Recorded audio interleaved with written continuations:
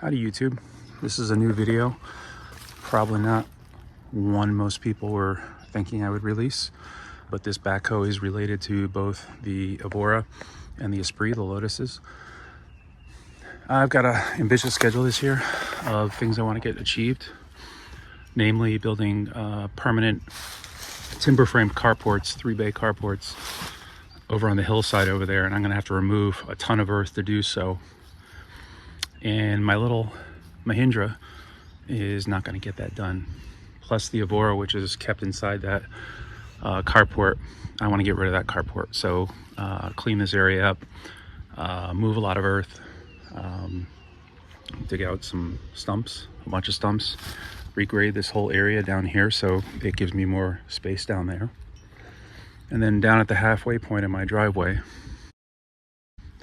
I've got a series of boulders that were delivered maybe 3 or 4 years ago. And those are going to go in the front yard in front of the house and build a retaining wall. And some of those weigh 3,000 pounds each, if not more. And there's no way I was going to pick those up with the Mahindra 28 horsepower backhoe that's up there. So I picked this up. I got a good deal on it. It was in the town next to me. I bought it from North Branford. I was given the obligatory statement that ran when parked, and that it ran in October. What year, I don't know, but it's hard to believe that it ran in October. When I got it, the old cables, battery cables, here they are. Whoops, I want to ground that. The old battery cables are all frayed and horrible condition. We hooked the battery up to those cables and we got it to turn over once or twice, and then it wouldn't turn over after that. So we figured it was the starter, and I ended up putting a new starter in, which is that guy down there. Gee, that was fun. And yet with the new starter and the battery, it did the exact same thing. It would turn over once or twice and that's it. So I had for $115, I had a 5.5 foot long 2-aught red cable made up, hooked that to the battery directly to the starter. Same deal, not starting, barely turning over. So I got an electric tester, and it turned out it was a negative battery cable that was bad. I had another 2-aught cable, 5.5 feet in black made up, and now it turned over just fine. So the negative battery cable and the positive cables are shot. They were useless. So I had new ones made up, although they're not officially routed where they have to go yet. Next, we kept turning it over, but we weren't getting fluid. We weren't getting any fluid coming out of these injectors. You crack these lines and the fluid should come pouring out. It wasn't coming out at all. Turned out it was the injector pump down there. Took that off, another fun project, and sent it to a guy to have it rebuilt. He was going to charge me $1,500 to have this pump rebuilt.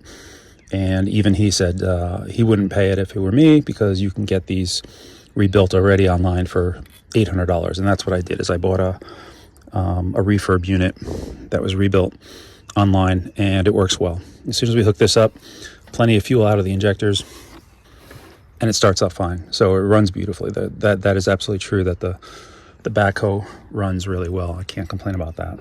But I got some serious leaks. You can see that there's some diesel up here.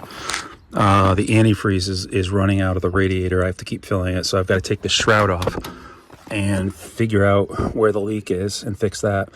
My goal is to get this to a point where there's no leaks at all. No antifreeze, no hydraulic fluid, nothing. It's all completely fixed. The fuel tank sits in here usually. I have that out because I want to clean it out, power wash it. So I'm running on a diesel IV, a little 2-gallon tank there. It works just fine. The wiring is a mess. I've got to figure out the wiring. That right now, when I bought this, I was told the only 3 problems with this were that the battery doesn't charge, the alternator is not working properly, the left rear tire on the driver's side over there has a slow leak, and the third thing is that the steering wasn't working. That he replaced the power steering pump, he replaced the power steering valve that's under the dashboard, and it's still not steering properly. So I replaced the 2 cylinders on the front, and we're still having a hard time getting it to steer properly. I think the cylinders had to be replaced, which is what I did, because it'll steer a little bit right now, but it's a really, really heavy wheel. And I think the manual says if you've got a really heavy wheel, that it's probably the pump. So the pump that he put in may not be configured properly or something to it, but I'm going to take a look at that pump. As far as the cab goes, got some work to do in here. Those big square areas, you can see the old panels that sit on top of them. Those are going to get cut out, and then we'll have new diamond plate panels put down. Other than that, the loader works well. The bucket works well. The backhoe, everything seems to work. It just needs a lot of love and a lot of attention.